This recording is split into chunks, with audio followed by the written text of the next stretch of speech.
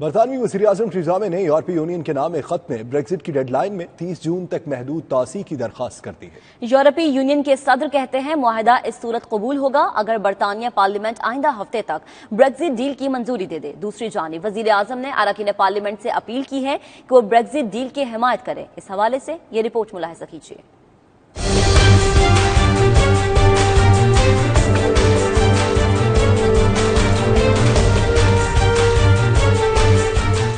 برطانیہ کی یورپ سے علیحدگی کی ڈیڈ لائن سے 9 دن قبل برطانوی وزیر اعظم نے تاخیر کی درخواست کر دی۔ ٹریزا مے کے بقول ان کی حکومت نے یورپی یونین کے رہنماؤں کے نام لکھے گئے خط میں درخواست کی ہے کہ انخلا کی مدت میں توسیع کر دی جائے۔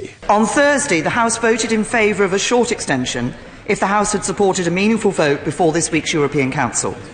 The motion also made it clear that a longer extension would oblige the United Kingdom. ایک بیان جاری کرتے ہوئے ٹریزا مے نے یہ بھی کہا کہ بطور وزیر اعظم وہ اس بات پر تیار نہیں ہوں گی کہ بریگزٹ کی تاخیر میں 30 جون سے زیادہ توسیع ہو۔ It is high time we made a decision.